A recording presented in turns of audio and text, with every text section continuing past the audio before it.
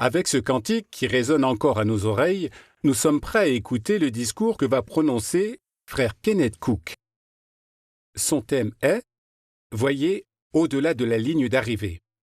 Frère Cook, tu as piqué notre curiosité. Vous avez terminé votre formation à Galaad. Félicitations, vous vous en êtes vraiment bien sorti. Vous avez franchi la ligne d'arrivée. À la fin de ce programme, vous serez diplômé. Et vous avez participé à cette course en ayant cet objectif à l'esprit. Mais tout au long de votre course, vous vous êtes souvenu que votre formation n'est qu'une étape dans une course encore plus grande, la course pour la vie. Comme des coureurs déterminés, les fidèles serviteurs de Dieu vont inlassablement d'un objectif à l'autre. Ces objectifs sont comme les étapes d'une course. Chacun peut choisir des objectifs différents qu'il prendra plus ou moins de temps à réaliser. Par exemple, pour vous, Galaad est un objectif, une étape que vous avez accomplie. Mais continuez de courir jusqu'à atteindre le prix que la foi nous fait voir, qui nous attend au-delà de la ligne d'arrivée définitive. La vie éternelle, au service de Jéhovah. Les promesses qu'on trouve dans la parole de Dieu nous incitent à tout faire pour obtenir ce prix. Paul a travaillé dur pour obtenir sa récompense céleste. En 2 Timothée 4, versets 7 et 8, il a dit qu'il avait achevé la course. Il pouvait voir la récompense qui lui était réservée. Il a dit « J'ai combattu le beau combat, j'ai achevé la course, j'ai gardé la foi. Désormais, m'est réservée la couronne de justice. » Parce qu'il avait une foi forte, Paul pouvait voir au-delà de la ligne d'arrivée et il avait hâte de recevoir la récompense promise. Nous avons aussi l'exemple de Jésus. Juste avant de rendre son dernier souffle, il a crié « Cela s'est accompli ». Pendant son ministère terrestre, il n'a jamais perdu de vue l'objectif d'accomplir la volonté de Dieu. Malgré les souffrances qu'il a endurées sur terre, Jésus a gardé son intégrité et il a achevé sa course, prouvant ainsi qu'il était vraiment le Fils de Dieu. En tout cela, Jésus voyait plus que la ligne d'arrivée. Il voyait la joie éternelle qui l'attendait. L'exemple de Jésus est si puissant que Hébreux 12, verset 2 nous encourage à ne pas perdre son exemple de vue. Suivez avec moi le passage de Hébreux 12, verset 2. Nous lisons « En gardant les yeux fixés sur l'agent principal de notre foi et celui qui la rend parfaite, Jésus, pour la joie qui était placée devant lui, il a enduré un poteau de supplice, méprisant la honte, et il s'est assis à la droite du trône de Dieu. » Sur qui devons-nous garder les yeux fixés? Sur Jésus, celui qui rend parfaite notre foi. Et sur quoi Jésus se concentrait-il? Que voyait-il? Grâce à sa foi, il voyait la joie qui était placée juste devant lui. Jésus se concentrait sur la joie qu'il aurait, celle de rester parfaitement intègre toute sa vie, celle de fournir la rançon à l'humanité, et celle de retrouver son Père dans le ciel. Jésus n'a jamais quitté des yeux le prix qu'il aurait après avoir fini sa course. Et c'est pareil pour nous. Examinons quelques leçons importantes qui nous aideront à terminer notre course pour la vie. Nous allons en voir 2. Premièrement, comment franchir chaque étape de la course. Et deuxièmement, quelles sont les qualités qui nous aideront à courir notre course chrétienne et à la gagner. Alors premièrement, comment franchir chaque étape de la course? Notre course est une course d'endurance et elle comporte des étapes, c'est-à-dire des objectifs successifs. Chaque chrétien s'efforce d'atteindre un objectif après l'autre, tout en restant concentré sur l'objectif final, le prix. 1 Timothée 6, 19 appelle ce prix la vraie vie, c'est-à-dire la vie éternelle parfaite, que ce soit au ciel ou sur la terre. Comme on l'a dit, votre formation à Galaad est une étape que vous avez franchie. Avec humilité, appliquez tout ce que vous avez appris et concentrez-vous sur la joie éternelle juste devant vous. Quand les épreuves et les difficultés viendront, et elles ne manqueront pas, surtout continuez d'avancer. Si quelque chose vous fait trébucher, relevez-vous et courez avec détermination, avec toute la force que vous avez. Faites comme ce marathonien qui venait de Tanzanie. Il a couru aux Jeux olympiques de Mexico en 1968. À un moment, pendant la course, il a été bousculé par d'autres coureurs. Il est tombé violemment au sol et son genou s'est entaillé et s'est disloqué. Et il s'est aussi blessé l'épaule en heurtant le pavé. Et pourtant, après avoir reçu les premiers soins, il a refusé de s'arrêter de courir. Il a repris la course. Il est allé plus lentement, mais il a avancé vers son objectif. Il ne courait plus pour une simple récompense matérielle. Il courait pour achever sa course en gardant son honneur intact et celui du pays qu'il représentait. Il a terminé la course. Dans la course pour la vie, vous pourriez avoir le sentiment que quelqu'un ou quelque chose essaie de vous faire tomber. Que ferez-vous? Apprenez de ce qui est arrivé aux Galates. Au 1er siècle, certains d'entre eux avaient cessé de courir à cause des paroles et des actions des autres. Mais notez le conseil de Paul en Galates chapitre 5, versets 7 et 8. Et imaginez à quel point il a dû être surpris en apprenant cette situation. Notez ce qu'il leur dit au verset 7. « Vous couriez si bien. Qui vous a empêché de continuer à obéir à la vérité? Ce genre de raisonnement ne vient pas de celui qui vous appelle. » Quel était le problème? Certains Galates s'étaient laissés convaincre par de faux enseignements, et ils n'obéissaient plus à la vérité. Ils avaient cédé sous la pression. De plus, au verset 13, Paul mentionne le danger des désirs charnels. Quelle qu'en soit la raison, ces Galates avaient cessé leur course chrétienne, parce qu'ils ne se concentraient plus sur le prix. Nous devons tous garder cette leçon présente à l'esprit. Si c'est le cas, rien ni personne ne nous empêchera de courir notre course pour la vie.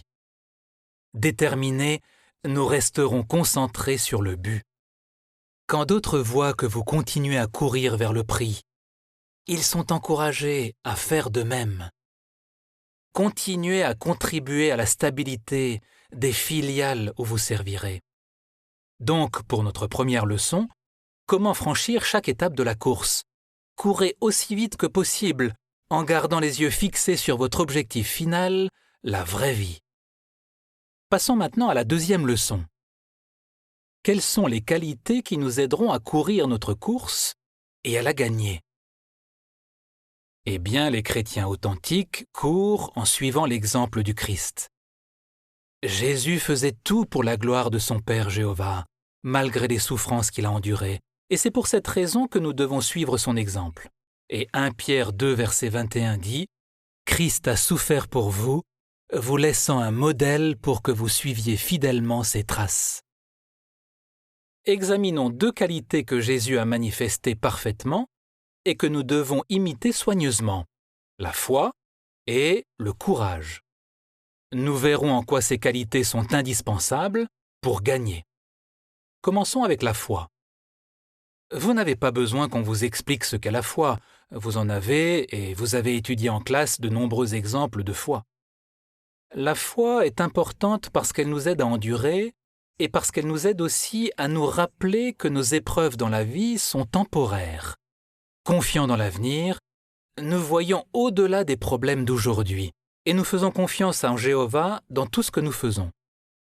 Après votre arrivée, vous avez eu besoin de foi, n'est-ce pas? Vous avez dû attendre patiemment pendant des mois avant d'apprendre que les cours allaient commencer. Vous vous êtes dit « Quand est-ce que les cours vont commencer? Comment ça va se passer avec la pandémie ?»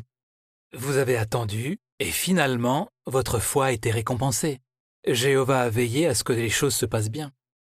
Vos formateurs et tous ceux qui ont travaillé avec eux ont fait en sorte que vous soyez en sécurité pendant les cours et que vous puissiez profiter pleinement de l'école.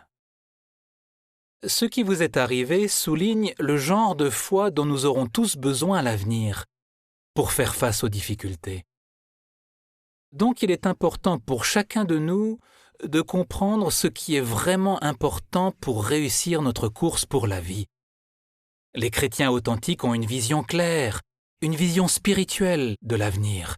Ils restent concentrés sur la ligne d'arrivée et sur le prix. Les gens sans foi ne voient pas le prix. Ils ne se concentrent pas sur les choses qui ne se voient pas, mais ceux qui ont la foi en sont capables. C'est pourquoi ils peuvent, eux comme vous, rester concentrés sur les promesses de Jéhovah. La Bible nous recommande de regarder vers l'avenir. Prenons par exemple 2 Corinthiens, chapitre 4, versets 17 et 18. 2 Corinthiens 4, versets 17 et 18. Quand il a écrit ces paroles inspirées, Paul a encouragé les chrétiens à ne pas laisser les problèmes, les difficultés ou les persécutions obscurcir leur vision de la précieuse récompense qui les attendait. Commençons la lecture à partir du verset 17. Car bien que les épreuves soient momentanées et légères, elles produisent pour nous une gloire dont la grandeur est de plus en plus extraordinaire et qui est éternelle. Aussi, nous fixons nos yeux non pas sur les choses qui se voient, mais sur celles qui ne se voient pas, car les choses qui se voient sont temporaires, mais celles qui ne se voient pas sont éternelles. Là aussi, la Bible nous incite à regarder bien plus loin que nos épreuves et à rester concentrés sur les promesses à venir. Paul s'adressait à ceux qui avaient l'espérance céleste. Mais en fait, ces paroles encourageantes s'adressent à tous ceux qui s'engagent dans la course pour la vraie vie, c'est-à-dire pour les choses éternelles, comme on le lit ici. Quand on est déterminé et concentré, ça nous aide à servir Jéhovah chaque jour. Proverbe 4, 25 nous dit de regarder droit devant, de fixer notre regard sur ce qui est droit devant nous. Il nous faut de la foi pour faire cela. Nous avons besoin d'avoir une bonne vision spirituelle pour voir les choses qui ne se voient pas. Gardez à l'esprit que l'objectif de votre formation à Galaad est de fortifier et de stabiliser l'œuvre. Que vous soyez un frère ou une sœur, votre exemple de foi peut contribuer à cet objectif. Les autres vont imiter votre foi et votre exemple si vous courez déterminé. Quand vous rejoindrez vos affectations, gardez en vue cet objectif, faire la volonté de Dieu. Vous êtes en danger quand vous pensez que vous avez accompli la plupart, voire tous vos objectifs. Quelles seraient les conséquences ? Quand nous perdons de vue la course ou le prix, notre esprit se concentre sur d'autres choses, peut-être sur les choses matérielles. Que cela ne vous arrive jamais. Ne laissez pas les distractions vous faire quitter la course chrétienne. Et ne tombez jamais dans l'autosatisfaction en raison de vos attributions de service. Concentrez-vous sur la vraie vie et restez humble. Soyez reconnaissant pour le travail qui vous est confié, mais restez concentré sur ce que vous souhaitez le plus, plaire à Jéhovah et faire sa volonté pour toujours. Comme nous l'avons lu précédemment en Hébreux chapitre 12, quand Jésus a souffert injustement jusqu'à la mort, il a enduré pour la joie qui était placée devant lui. Il a toujours regardé droit devant lui. La récompense qu'il espérait tant était claire pour lui, elle était bien réelle. Souvenons-nous toujours de l'exemple de Jésus et regardons droit devant nous. Gardez une foi forte en lisant la Bible tous les jours et appliquez ses conseils dans tout ce que vous faites. Nous endurons avec courage si notre foi est forte. Et c'est justement la deuxième qualité que nous allons examiner, le courage. Pourquoi avons-nous besoin de courage ? Les vrais chrétiens sont courageux parce qu'ils ont foi. Notre espérance est une certitude, mais pas n'importe laquelle. Une certitude absolue, comme le dit la Bible. Quand vous savez que vous allez être secouru, ça vous donne du courage, n'est-ce pas ? Pensez au sentiment de Jérémie quand Ebed-Mélec avec 30 hommes l'ont secouru en le remontant de la citerne. Il a pu se sentir désespéré, mais cette aide lui a redonné espoir. Et il a continué à servir avec courage. Le courage nous fait voir au-delà des problèmes qui pourraient se dresser entre nous et la ligne d'arrivée. En réalité, tout ce que Dieu a promis dans sa parole va se réaliser, alors prenez courage. Gardez présent à l'esprit que si vous êtes déterminé à faire la volonté de Dieu, vous recevrez le prix. Jéhovah ne peut pas mentir. Alors quand vous rejoindrez votre affectation, restez calme, certain que Jéhovah vous aidera. C'est vrai, le monde a beaucoup changé depuis votre arrivée à l'école de Galaad. Mais même si le monde change autour de nous, et certainement pas pour le mieux, souvenez-vous des promesses de Jéhovah. Ce qui se passe aujourd'hui est temporaire. La pandémie, rien de surprenant. Jésus l'avait clairement annoncé. Il avait parlé d'épidémie dans un endroit après l'autre. Nous ne sommes pas effrayés. Nous avons foi et courage et nous continuons d'avancer. À présent, revenons au marathonien de Tanzanie dont nous avons parlé tout à l'heure. Il s'est blessé, il a été bandé, mais ensuite il a repris la course. Il faut du courage et de la détermination pour avancer malgré la douleur. Lorsque ce coureur a finalement franchi la ligne d'arrivée, il a été applaudi par la foule. Imaginez, il arrive en boitant et ses bandages flottent au vent. Mais il continue d'avancer vers son but. Beaucoup de gens auraient arrêté la course depuis longtemps, mais cet homme, lui, ne courait pas pour une simple récompense matérielle. Il visait quelque chose de plus grand derrière la ligne d'arrivée. Quoi donc? On le découvre dans ce qu'il a dit après. Quand on lui a demandé pourquoi il avait continué la course, il a répondu « Mon pays ne m'a pas envoyé à 8000 km de chez moi pour que je prenne le départ. Il m'a fait venir ici pour que je termine la course. » Son sens des responsabilités lui a donné le courage de continuer malgré la douleur. Il fixait un objectif plus grand et il est retourné chez lui avec les honneurs.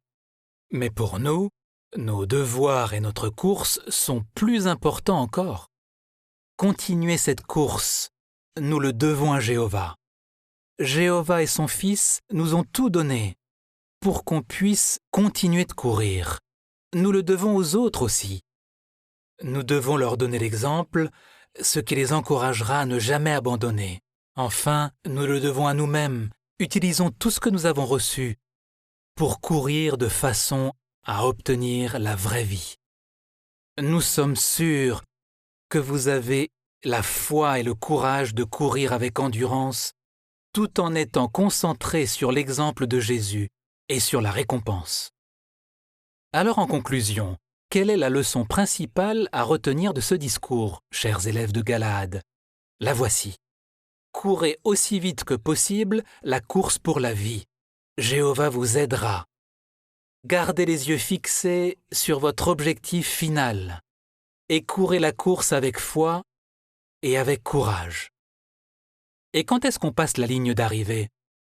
Pour ceux qui vivront éternellement sur la terre, le livre Révélation dénouement dit ceci au chapitre 11, je cite, « S'ils exercent la foi durant le règne millénaire de Jésus et au cours de l'épreuve décisive qui suivra, ils seront récompensés par la vie éternelle dans le paradis sur la terre. Leurs noms resteront alors gravés de façon indélébile dans le livre de vie. » Les serviteurs de Dieu n'auront pas à craindre cette épreuve décisive. Ils n'abandonneront jamais la course. Pour eux, ce sera juste un autre jour où ils serviront Jéhovah. Ils continueront d'avancer en gardant les yeux fixés sur ce qui les attend. La foi, le courage et toutes les autres qualités divines leur permettront d'entrer dans le monde nouveau pour vivre la vraie vie. Alors, utilisez votre formation et vous courrez bien. Fortifiez les autres pour qu'ils fassent de même. Fixez le prix devant vous et suivez fidèlement les traces de Jésus. Poursuivez la course pendant la grande tribulation qui approche et continuez de courir comme un vrai chrétien. Étant donné les circonstances, les élèves ont déjà reçu leur diplôme. Toutefois, nous savons bien que vous avez envie de les voir et de savoir où ils ont été affectés. Alors j'ai la joie d'avoir frère Ronald Curzon avec moi. Il est assistant du comité pour l'enseignement. Et pourquoi est-ce une joie? Parce qu'il va prononcer le nom de tous les élèves de la classe à ma place et annoncer leur affectation. Frère Curzon, Nous sommes impatients de t'entendre. Frère et sœur James retournent à la Trinité et Tobago.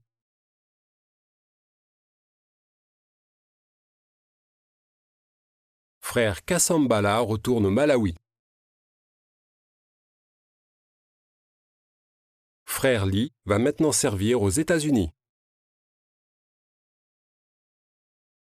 Frère et sœur Luzitu retournent en République démocratique du Congo.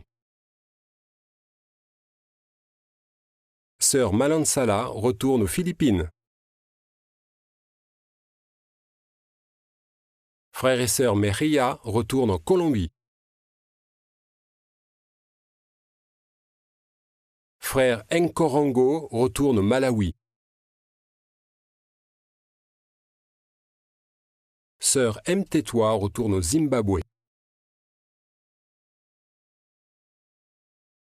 Frère Pereira retourne au Brésil.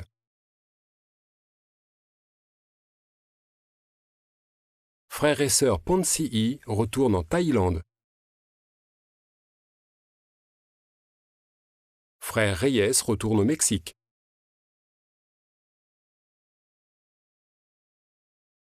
Frère et sœur Santiago retournent aux Philippines. Frère et sœur Sossou retournent en Côte d'Ivoire.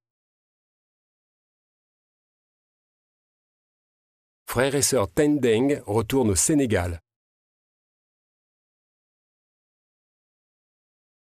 Frère et sœur Thompson retournent en Zambie. Frère Kachuk retourne en Ukraine. Frère Zach retourne en Corée.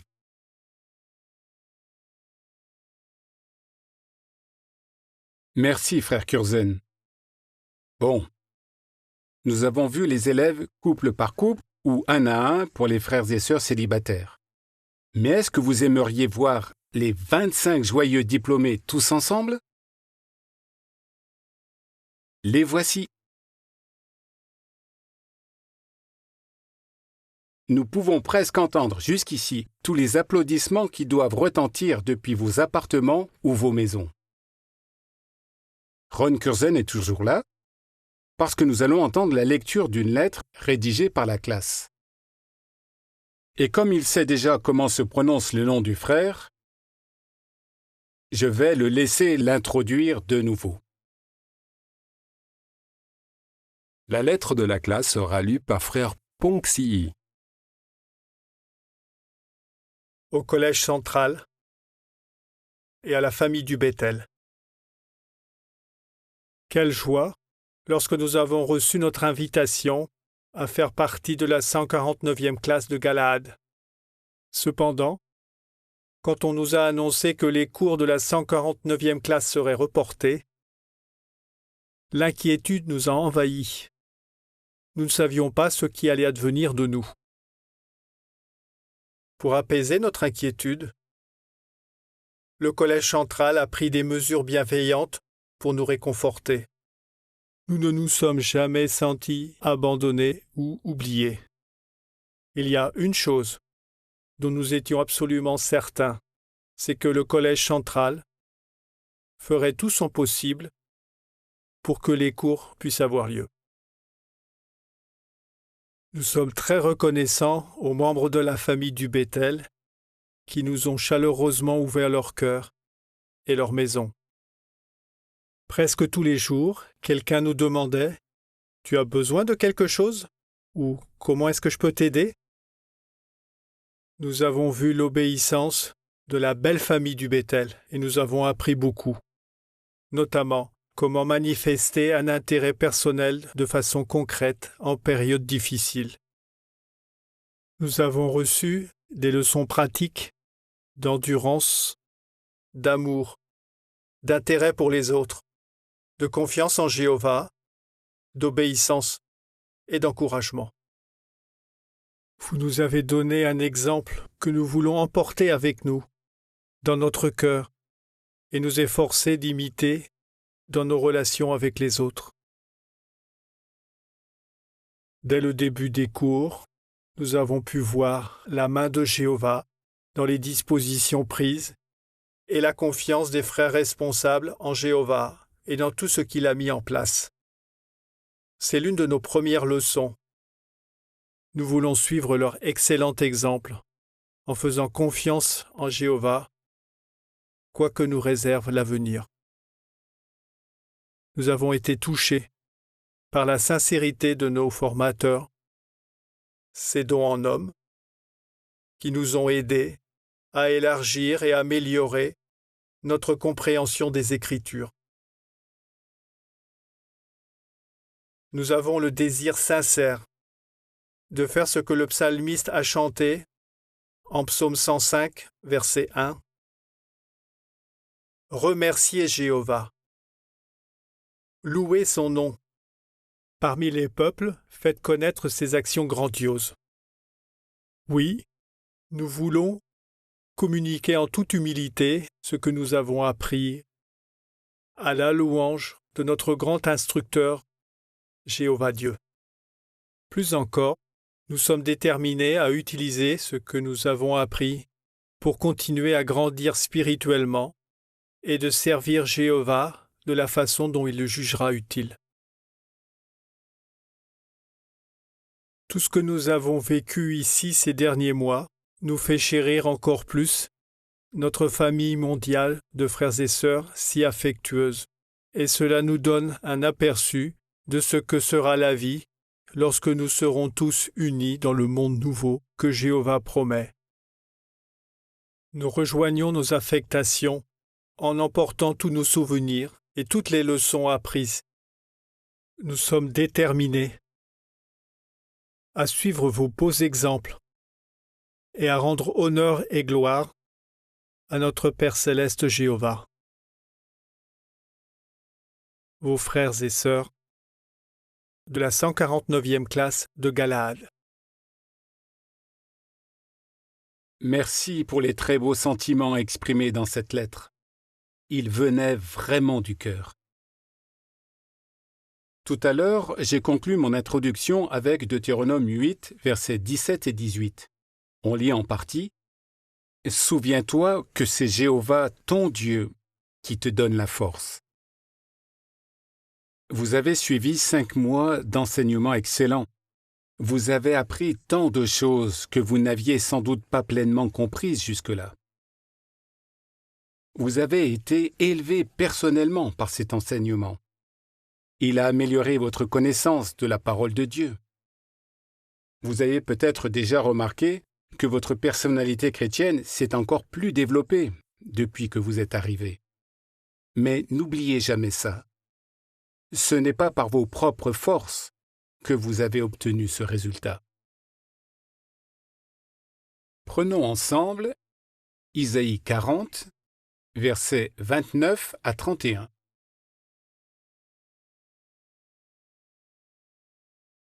On retrouve l'idée d'une source de force dans toute la Bible. Le verset 28 dit que Jéhovah est le créateur de la terre d'une extrémité à l'autre. Mais lisons à présent au chapitre 40, le verset 29. Il donne de la force à celui qui est fatigué et remplit de vigueur ceux qui sont sans force. Je suis vieux et fatigué. Est-ce que Jéhovah va m'insuffler de la force physique? Je ne me plaindrai pas s'il choisissait de le faire. Mais ce n'est pas le genre de force dont il est question ici. Il ne s'agit pas de la force physique. Mais comment le savons-nous?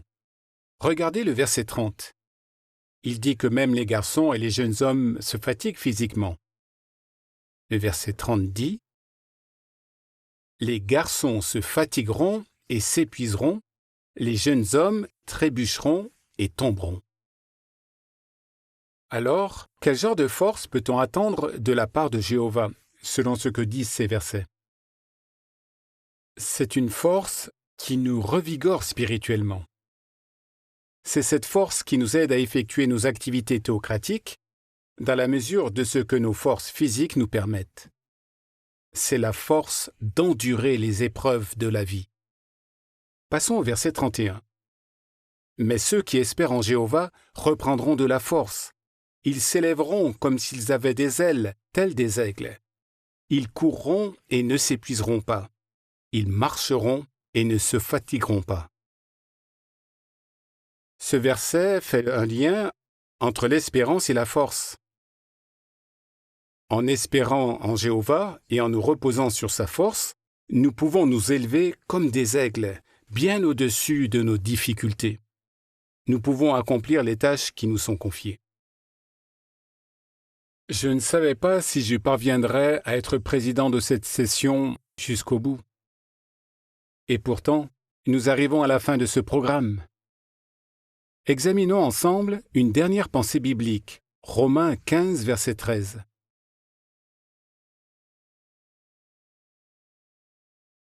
Là encore, l'espérance et la force sont liées. Ce verset exprime notre prière en votre faveur, chers diplômés de la 149e classe de Galaad. Romains 15, 13. Que le Dieu qui donne l'espérance vous remplisse de toute joie et paix en raison de la confiance que vous placez en lui, pour que vous débordiez d'espérance par la puissance de l'Esprit Saint. Placez votre entière confiance en Jéhovah et non en vous-même. Si vous le faites, le verset dit que vous déborderez d'espérance par la puissance de l'Esprit Saint. Qui dit Esprit Saint dit fruit de l'Esprit. Fixez-vous l'objectif de cultiver les 9 aspects du fruit de l'Esprit mentionnés en Galates chapitre 5 versets 22 et 23. Nous vous aimons tous. Ma Bible est toujours ouverte en Romains 15 et mes dernières remarques à votre intention se trouvent au verset 33. Que le Dieu qui donne la paix soit avec vous tous. Amen.